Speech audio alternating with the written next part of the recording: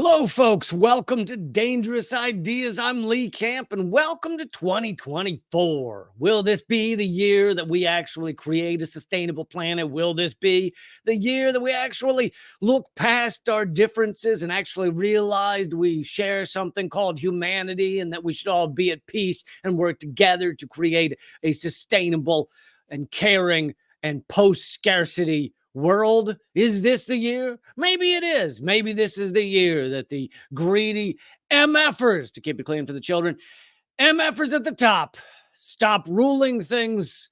Maybe this is the year we evolve beyond the barbaric, ape-like level of economic system called capitalism. Maybe this is the year. Could it be? Could 2024 be the one? Let's do it. Let's start right now. Thank you so much for being here. Thanks for sharing this hour with me. Thanks for joining one of the most censored shows in America. And just last week, my TikTok was banned. It's latest banning of many, but thank you all for doing your best to try to continue to find my shows. I'm going to bring you in this episode something very big that Israel does not want to admit that has just happened. I'm going to bring you that in just a few minutes. Also updates on the ongoing genocide that Israel commits against Gazans. Unfortunately, 2024, the beginning of 2024 has not stopped that fact that there is an ongoing genocide perpetrated by Israel. And in fact, another big public admission by a higher up in the Israeli government as to what the plan is, as to what they're actively trying to do. And it's a shocking admission because many of these admissions, many of which I've brought you, amount to war crimes. So it's at minimum, if not genocide. And so it is impressive to see them admit these things over and over again. But we have another one right now. And I'm going to bring you that. I'm also going to bring you more of 2023's most censored stories as brought to you or as researched by Project Censored. All of that is coming right now. So please hit thumbs up. Please hit subscribe or follow if you haven't already. But okay, so let's dive right in with some of the updates of the ongoing genocide. Oh, I'm also going to, bring you the sad news of two great names in activism and journalism and writing and just wonderful human beings that have unfortunately passed away in the last 24 to 48 hours. What a shit end to 2023. I will tell you that. Anyway, that's coming up as well. But at least 22,000 people, this is the latest updates coming from Al Jazeera and other outlets. 22,000 people have been murdered in just 3 months by the Israeli government. 22,000 people, 70% of those being women and children. So at least 70% of them are completely innocent women and children. But beyond that, of the remaining 30% that is men, many of those are completely innocent and have nothing to do with Hamas fighters. And on top of that, we're seeing the regional conflict begin to spiral into new territories, spiral perhaps out of control. Iran has deployed a warship to the Red Sea after the U.S. Navy attacked and killed Houthis trying to commandeer a commercial vessel. This is after the U.S. has essentially declared war on Yemen. They're not calling it war. They're not calling it declaring war. Actually, the U.S. doesn't declare war anymore. We just do it and act like it's not happening. But they've essentially declared war on Yemen. They military procedure or whatever countries call things that should be war crimes nowadays. But they have announced that. But this is one of the first attacks by the U.S. on the Houthis in Yemen, and battles rage in central and southern Gaza after Israel announces it's pulling troops from the ground invasion. And I'm going to get to that in just a minute. Far more details on that in just a second. But yeah, let me throw this up on the screen so you can see some of this. Let's see. Well, let's begin with this. Israel forces have accelerated They're not backing down, that's for sure. The bombing on the bombing front, they have accelerated the amount of bombing that's going on right now, and the rate of their attacks in different areas. They've added that recent raids have focused on the central and southern parts of the strip, which is an important point to put out there, because the southern part of Gaza was supposed to be where, I mean, it was where innocent Gazans were told to flee. They were told by the IDF. They were told via pamphlets raining down from the skies, go south. Basically, go south and you will be safe. Go south and we won't bomb you there. But of course, Israel is doing exactly that. They told these people to flee to these areas, and then they bombed those areas. Yet another war crime.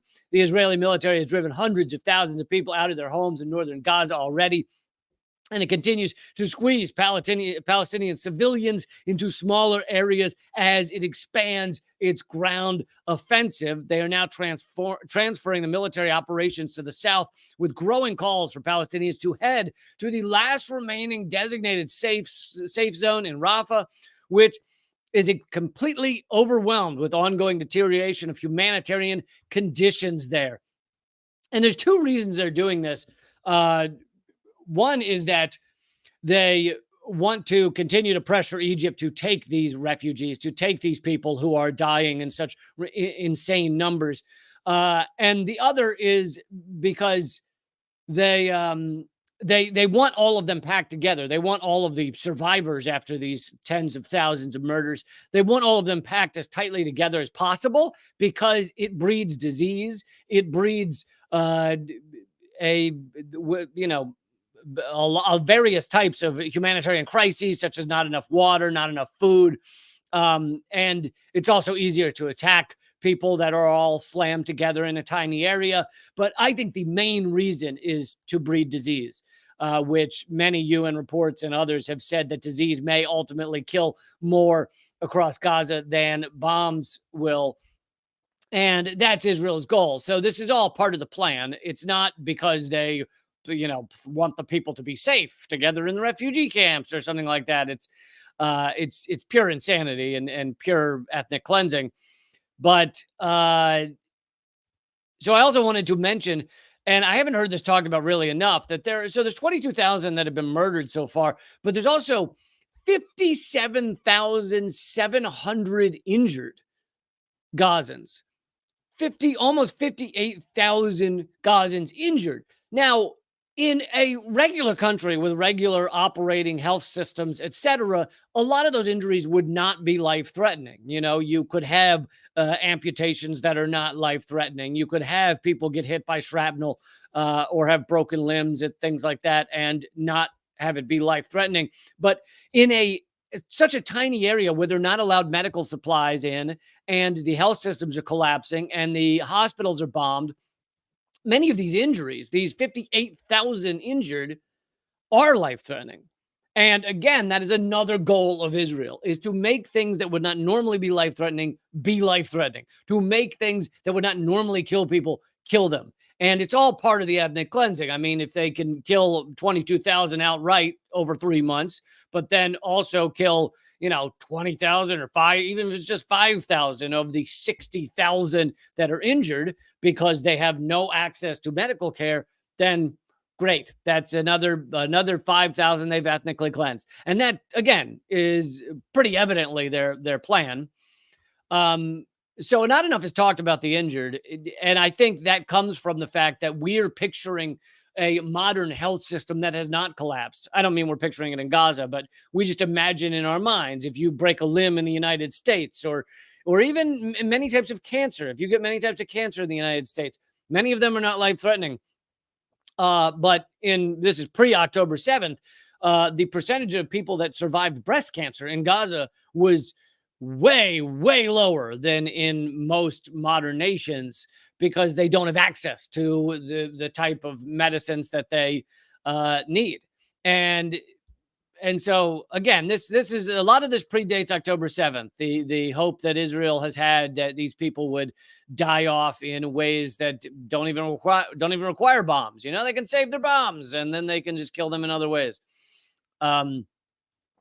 But yeah, the 58,000 injured is just a crazy number. But okay, let's get to this admission that I mentioned at the beginning here, that yet another admission by Israel, or by top level ministers, cabinet ministers, etc., in Israel, of their goals. Let's see, where's the article?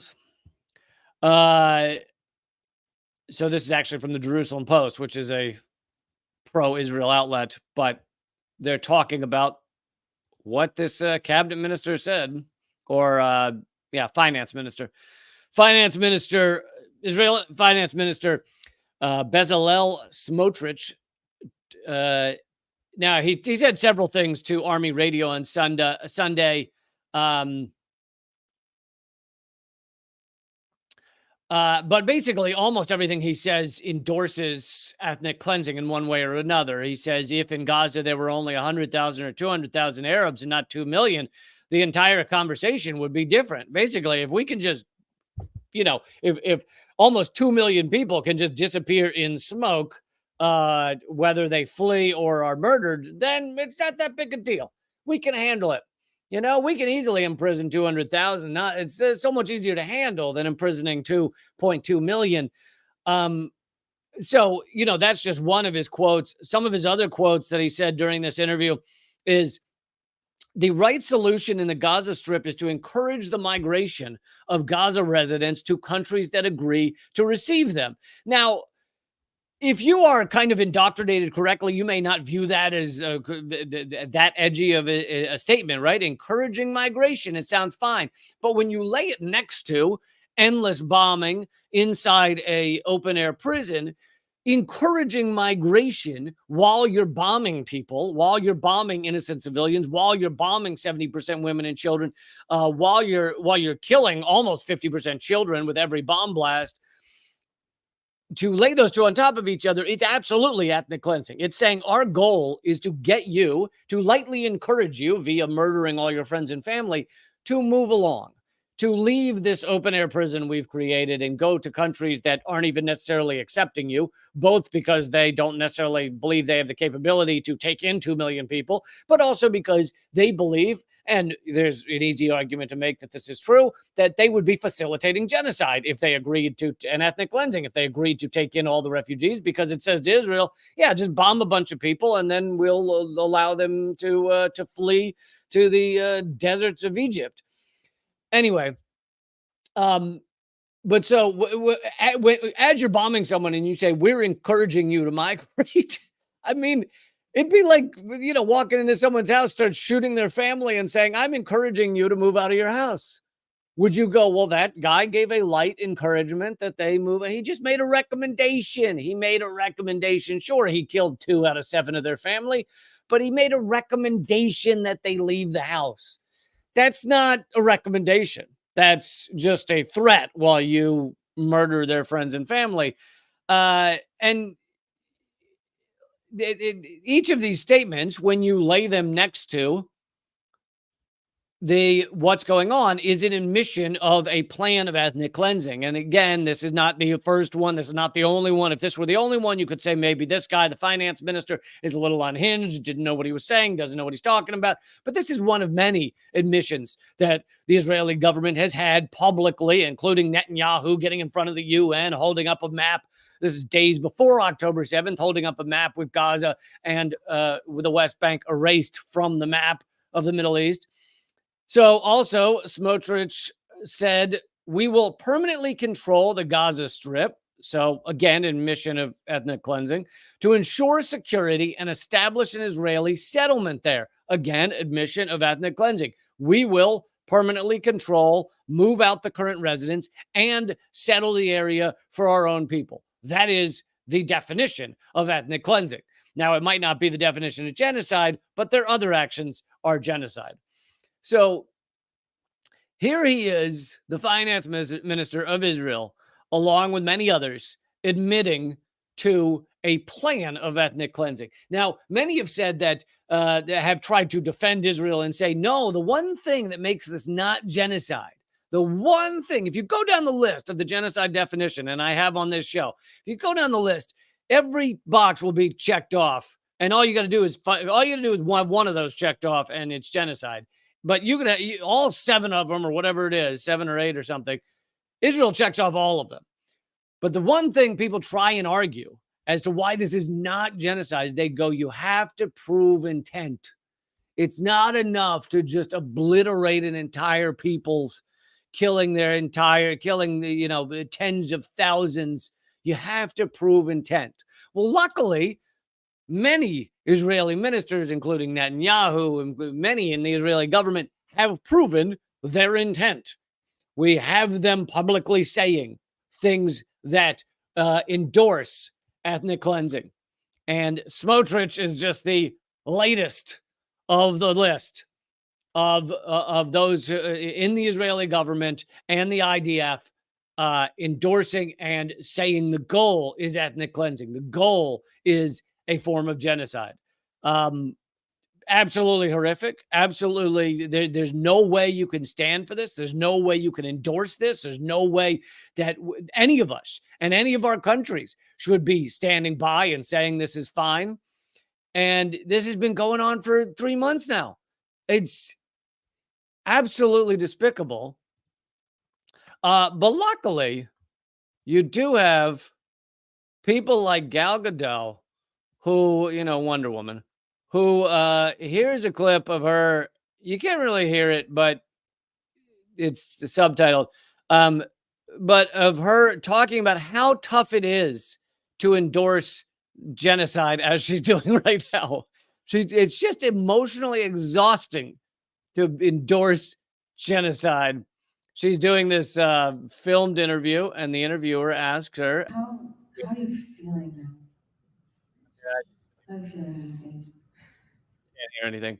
But she starts crying because it is really difficult to endorse and support genocide like this. It's really tough. She says she's not doing great, as we can all imagine. I mean, when you're a spokesperson for genocide, it's got to be exhausting. It's got to be. She tears up. She has to pause because it's really rough. And then she says she's happy to be alive, which that's true. The rich people who are not in Gaza, and rich doesn't really matter, but the people who are not in Gaza, not being genocided, they tend to be the one that are alive more easily. They tend to remain alive more easily when you're super rich and flying around the world and not living in Gaza and allowed to actually exit Gaza if you were ever there, which I can assure you she's never been. But yeah, she's saying she's lucky to be alive as she continues to endorse genocide. And she says she feels like she has to do something because it doesn't feel okay to not do anything. And for her, that means to continue going around promoting genocide, which is, good for her. Good for her. Then she tears up again. The interviewer rubs her knee. For those of you listening to the podcast, I'll give the play-by-play. Interviewer rubs her knee. She is former IDF, but everybody in Israel is former IDF because you have to serve 2 years in Israel. Actually, I'm going to bring you the story of someone who yet another person who attempted not to serve in the IDF. But the interviewer, touches her knee, and isn't that great, that show of humanity where it's just like, listen, I'm here for you if endorsing this genocide is tough. I'm here, and I will give you a pat on the back because I'm sure your life must be rough as you run around the world endorsing genocide. It just can't be easy. Anyway, good to hear from her. But so she did serve in the IDF. Sometimes it's tough to avoid using the propagandistic terms that we're given, and even I, and maybe even you, sometimes do that. I just said serve in the military, right?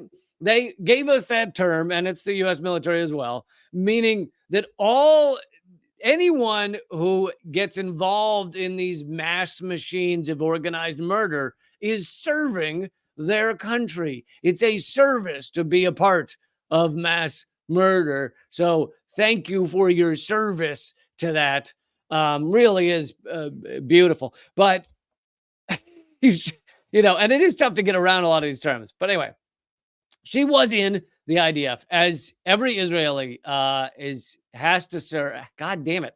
It is impossible to avoid these terms. Has to be in the IDF for 2 years. I, back on Redacted Tonight, interviewed the father of someone who's his two children. He's the father. His two children are conscientious objectors. They refuse to be in the IDF. And for that, usually these people are locked up. And his two children fled the country. I think he emailed me the other day, and in the midst of this horror show that is genocide, and he said luckily his kids are safe in another country right now because they can't be in Israel because they would be locked up in prison for not being in the military that's perpetrating the genocide. But here is the story of another Israeli military refuser who was sentenced to prison after exposing the lies behind the Gaza genocide.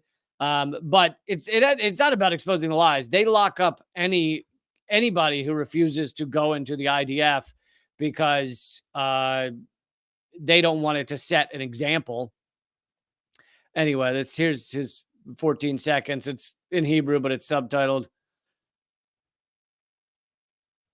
Well, hold on. For those of you fluent in Hebrew out there, I'm standing today at the base and I'm refusing to enlist. I believe that slaughter cannot solve slaughter. The criminal attack on Gaza does not solve the atrocious slaughter by Hamas, and that is why I refuse. And so now they're locking him up in prison, which is generally what they do when anyone refuses to partake, refuses to be a genocider with them, refuses to serve up a hot cup of genocider with the rest of the IDF. Another quick update. South Africa has launched a case at the top of the UN court accusing Israel of genocide in Gaza. So thank you, South Africa. And of course, South Africa has a special connection to all of this because they used to be an apartheid state. And so they know apartheid well. And Israel is an apartheid state. Again, by dictionary definition. South Africa launched a case Friday at the United Nations top court accusing Israel of genocide against Palestinians in Gaza and asking the court to order Israel to halt, this is from the Associated Press, by the way, to halt its attacks, the first such challenge made at the court over the current war. Israel swiftly rejected the filing with disgust. Israel is disgusted to be accused of the thing they're doing. Isn't that just revolting when someone accuses you of doing what you're doing? South Africa's submission to the International Court of Justice alleges that acts and omissions by Israel are genocidal in character. They didn't want to say just genocide, so they softened it a little. It's genocidal in character. It's like saying to your friend, you're acting a little genocide-y. There's a little. I don't want to say you're genociding people, but it's just it's a touch genocide-y. As they're committed with the intent, quote, to destroy Palestinians in Gaza. And as I've brought you many public admissions of them saying Palestinians will no longer be in Gaza. Pure admissions of ethnic cleansing. As part of a broader Palestinian national, racial, and ethnic group. South Africa has been a fierce critic of Israel's military campaign in Gaza. So there's the first country to bring it to the UN High Court that Israel is committing genocide. Meanwhile, Joe Biden, the Biden administration goes along with all of Congress and all of our government, with the exception of about 3 people, in sending more weapons to Israel. But again, this is the second time the Biden administration bypasses Congress for weapons sales to Israel. And I believe there's 2 purposes to this. So So as I've mentioned before, Congress is supposed to declare war. They don't anymore. We don't really declare war anymore. At no point does the U.S. presidency go to Congress and say, I would like to declare war, and then have to get their approval. Never happens anymore. However, until now, it still was basically a requirement with some loopholes, but basically a requirement for the administration to go through Congress and get approval for weapons and weapons sales. And remember, there were a bunch of fights in Congress over the billions given to Ukraine in order to, get more weapons, sending weapons to Ukraine. There were a bunch of fights in Congress, and it was mainly actually Republicans trying to hold them up. Not a lot, but a few. And again, those Republicans are also pieces of shit. They're just different flavors of shit than the Democrats, because we are owned by a two-party corporate system that stands for 98% all the same shit. And so pretending that they're different is just a fool's game, and you are a child if you think they're actively that different. But anyway, remember there was a fight over sending weapons to Ukraine. And each time we send another 100 billion to Ukraine, there's another fight over sending. Well, Biden is just avoiding all of that. And I'd say he's avoiding it for two reasons. One is because there could be one Republican like Rand Paul, or maybe one Democrat, although that rarely happens, that stand in the way somehow of the process and somehow slow it down so that the stuff doesn't get to Israel as quickly. That might be part of it. I think another big reason is because they wanted to set this precedent that the American president can now just send weapons to other countries to obliterate people and murder children without going through Congress, which is kind of hilarious considering how much agreement they get from Congress, especially on this issue. There is perhaps no other issue that you get more pure agreement across Congress than sending weapons to kill children to Israel. Sending the weapons to Israel so they can kill children. That is like the number one agreement in Congress. I mean, they voted, what was it, 400 and whatever to 1 in the House to equate anti-Zionism with anti-Semitism, which is laughable and bullshit, and also harmful to Jews around the world to equate those two. But then in the Senate, they voted 97-0 to quote unquote support Israel. So he would have gotten mass support from Congress. The administration would have gotten mass support for sending all these weapons to Israel to continue to perpetrate this genocide. But Biden administration, for the second time, has avoided going to Congress anyway. Really a horrible precedent that we're yet again proving. And so whenever they talk about whenever the Democrats talk about how dangerous Trump is, or the mainstream media talks about how dangerous Trump is and he's so dangerous, just keep in mind that it's the Democrats and Biden that are actually empowering all the Trumps of the world. And when he gets into office, now he's got all these tools. And actually, again, I'm always right. I don't actually mean that, but the truth is, if you look at all the big stuff, I cannot point to anything I've been wrong about. But I used to say I put out multiple videos during the Obama administration, and one of about this topic. And one of the ways I phrased it was, and I can't remember which. I know it had something to do with the military and the surveillance. Maybe it had to do with surveillance. But my point was just, even if you love Obama, I was talking to all the liberals out there. Even if Obama's the best thing you've ever seen, oh my God, he's amazing, we just love him. Even if that were true, he is handing, by removing all the safeguards on surveillance and sending bombs and dropping 28,000 bombs a year, etc. He is removing all the safeguards. He is handing a dictator's toolkit off to the next administration and the next people in power. So, and literally, this is years before Trump got into office.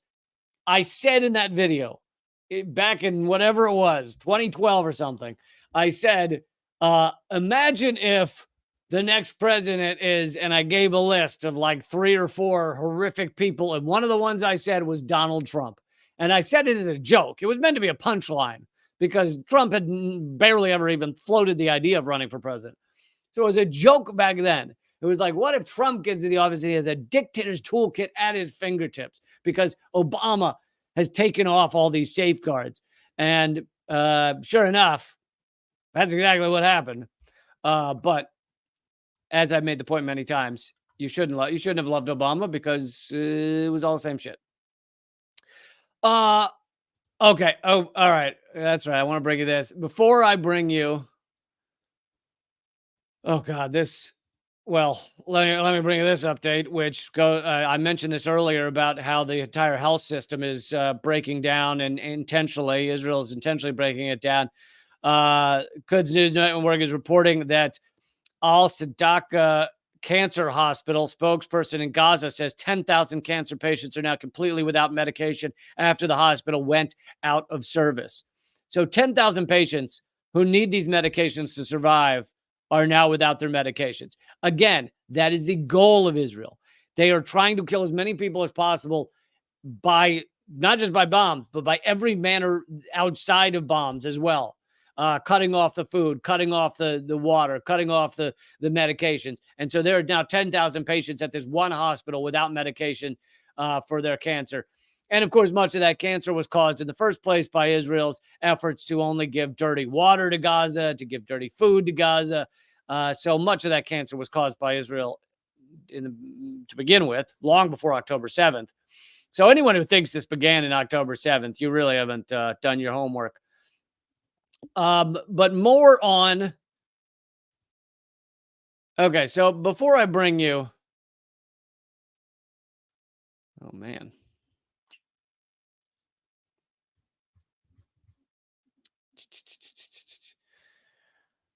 Yeah, hold on. Hold on a second. Please hold, everybody. This is the wonderful aspect of a live broadcast.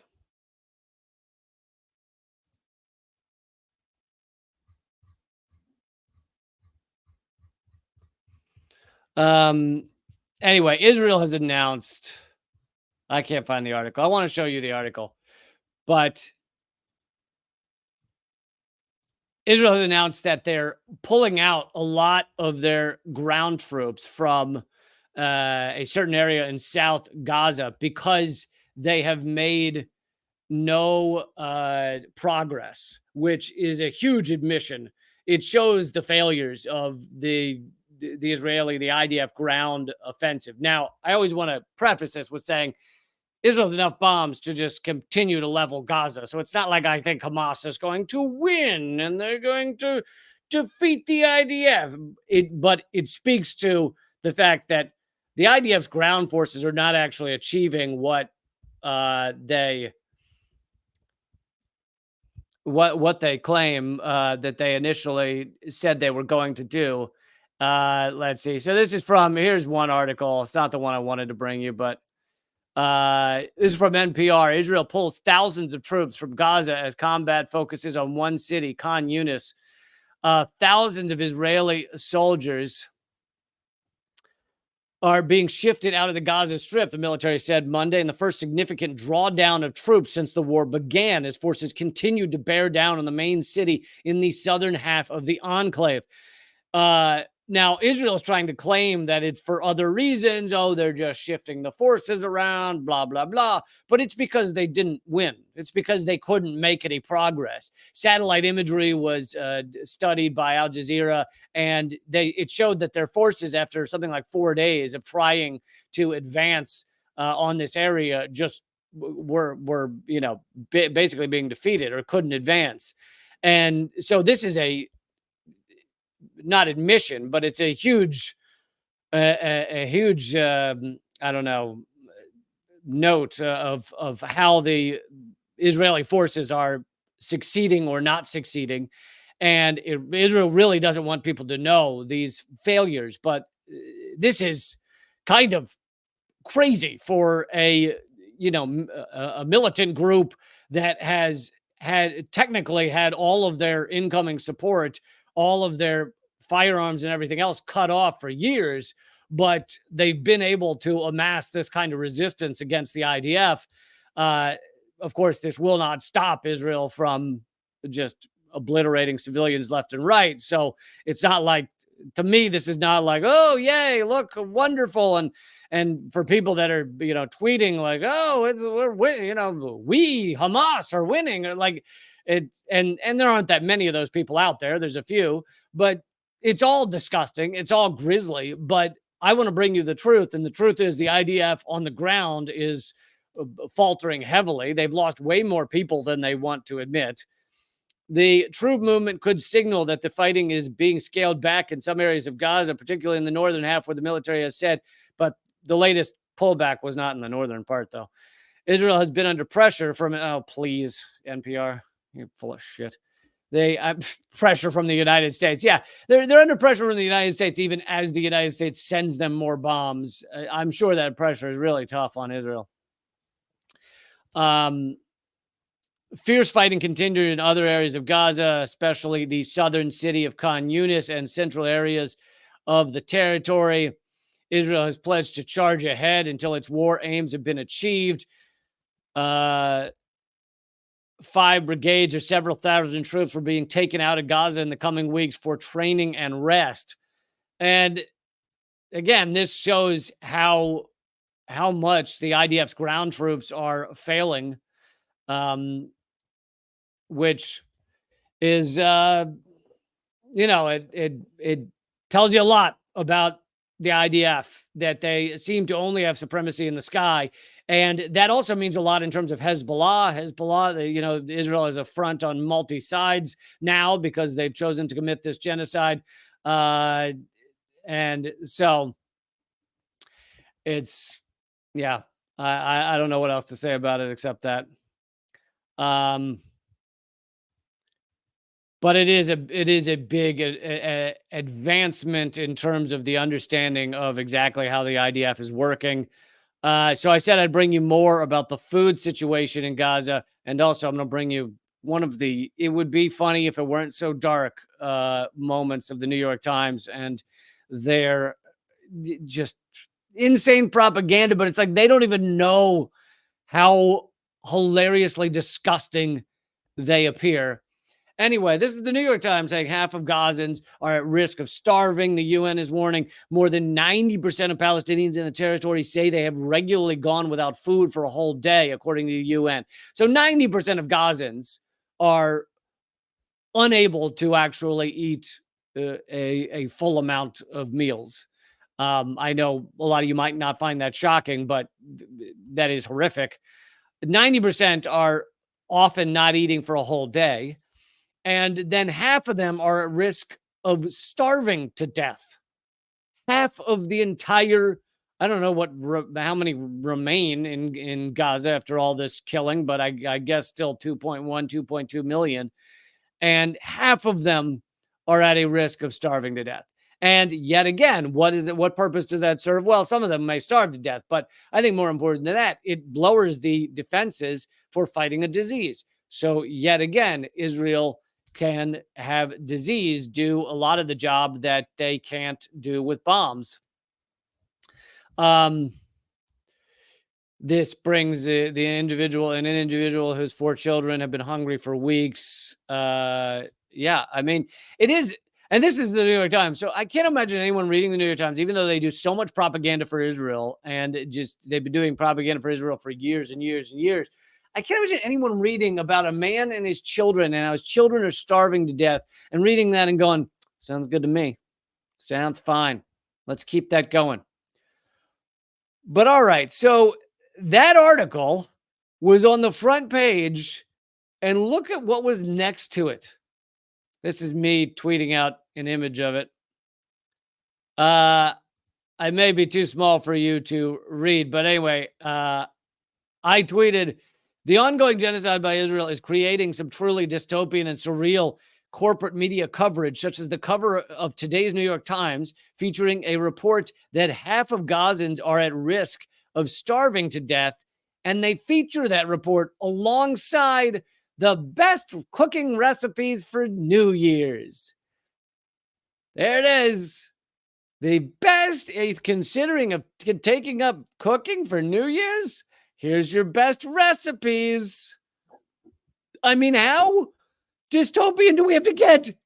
How insanely dystopian do we have to get that you have an article about millions of people starving to death next to an article about, here's some great recipes for you in your new year? I mean, it both speaks to what the New York Times is, but it also speaks to what Americans are. And of course, the number one audience for the New York Times is Americans. That so many Americans are just looking the other way while this genocide goes on.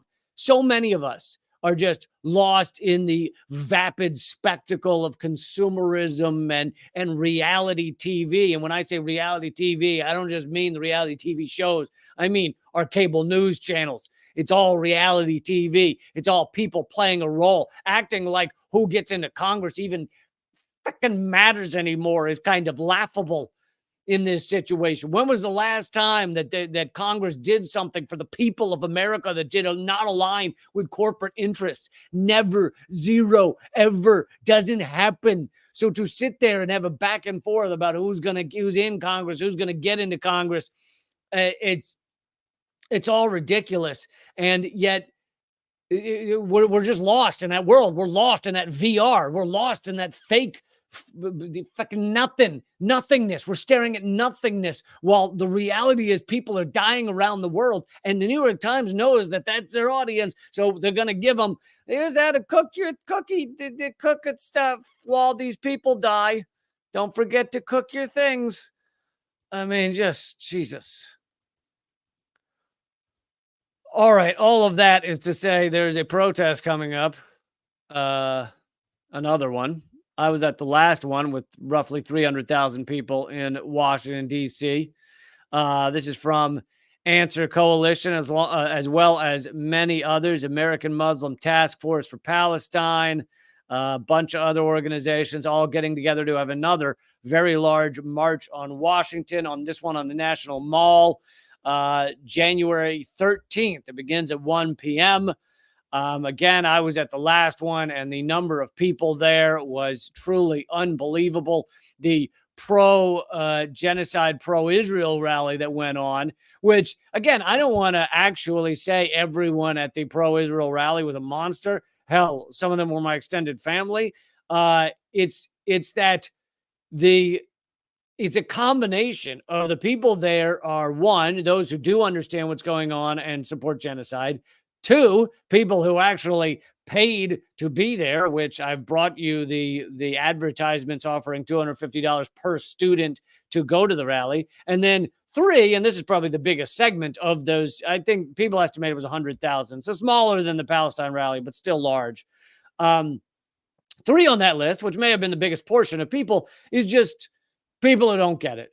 People who, Jewish their whole life, as have I been, Jewish by birth and culture, atheist by choice, but who've been Jewish their whole life. They think that being Jewish means support Israel, which I did as well when I was a child, because that's what we're told. Being Jewish equals support Israel. And they have never researched beyond that. That is end of information. And they go to these rallies because yay. And that is the extent of what they know. And if you were to ask them or try and debate with them beyond that, they couldn't really give you anything except they might bring up the Holocaust. Which again, you bring up the Holocaust in that debate, that's hilarious as well, because what did the Holocaust teach us? Well, it gave us all kinds of international anti-genocide laws. It gave us international laws against war crimes, and all of those are being broken by Israel right now as it commits a genocide. And so, we could say, thank you for international community for seeing how horrific the Holocaust was and then changing and putting in place laws to stop it from happening again. But no thank you, Israel, for breaking all those laws and committing genocide.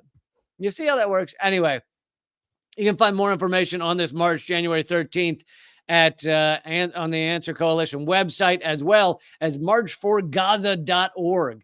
MARCH 4, the number 4, Gaza.org. Marchforgaza.org, which is confusing because it's not going to be in March. It's going to be in January. So this is not a march in March for Gaza. It's a march in January for Gaza, which I hope that doesn't throw you off too much. But anyway, January 13th, 1 p.m. Attend if you could make it, and promote it. Let people know. But okay, I'm going to take a moment before we go to just Rumble to talk about the loss of two epic activists, journalists, The one you're probably most familiar with, John Pilger, has died at 84. Renowned Australian journalist. He lived in the UK since the 1960s or 70s, I think, and he has passed away. The renowned Australian-born investigative journalist who was a trenchant critic of the West's imperialist foreign policy has died at 84. His main focus was uncovering and exposing abuses of power by governments and large corporations. He was an unwavering critic of the United States, Australia, and the UK's foreign policies, which he considered to be driven by an imperialist and colonialist agenda. He was a vocal critic of the US-led military interventions in countries such as Iraq and Afghanistan. He also was a massive supporter of Julian Assange and really devoted his life in many ways to freeing Assange, devoted many of his later years. And yeah, just epic journalist, definitely one of the good guys, fighting for a better world, fighting against these empires as they wreak havoc on so many others around the world. Just a true excellent journalist. And you know, I'm sad to say I never did interview him on my shows. I've gotten to meet and interview a lot of the people that I looked up to over the years, but he was never on the show, unfortunately. But yeah, just did so much great work and so much great work for Julian Assange. I am sad he never got to see Julian Assange free, but hopefully that will be any day now. So rest in power, John Pilger. Then another pretty well-known and epic activist. I didn't know him well, but many of my friends and colleagues were huge fans of his writing, his books, and you know, he was chained himself to pipelines. He was one of those guys who was in the fight for real. Clea Benali, cultural advocate and land defender. He died at 48 just yesterday, and it really is another tough loss. There's not a lot of information yet, but hopefully I will be bringing you a more in-depth segment in the next few days on Clea Benali and all the wonderful work he did. Oh, God. But yeah, that's the end of 2023. So thanks for going out on a shit show, 2023. Okay, the rest of this, which includes, I think I can get, two. We'll include two of the year's most censored stories coming up, including revelations, important revelations about U.S. biolab leaks inside the U.S. That is one of the most censored stories of the year. So I'll be bringing you that at rumble.com/Lee Camp. It's free to watch there, rumble.com/Lee Camp. And please, when you get there, hit subscribe, hit share, hit thumbs up. But if you hit the follow button, which again, free, make sure you hit the bell icon. If you are already a follower and you don't know where to find the bell icon and you're like, I don't even know if I've clicked the thing that gets me alerted. That might be because you're on the video page, actually watching this live stream right now. Open another tab, go to just rumble.com/Lee Camp, which is the main page. And under my photo and everything, you should see follow. And then next to it, you should see the bell icon. If the bell icon has a slash through it, you are not being notified about my videos. So make sure you click that notification thing. Otherwise, following me is, borderline meaningless. Okay. So all that's at rumble.com as well as my locals page, rumble.com/Lee Camp. That's rumble.com/Lee Camp. Join me on rumble.com/Lee Camp. How many times do I have to say rumble.com/Lee Camp? Should I say it one more time? Rumble.com/Lee Camp. All right. See you there. And for those of you watching at Rumble,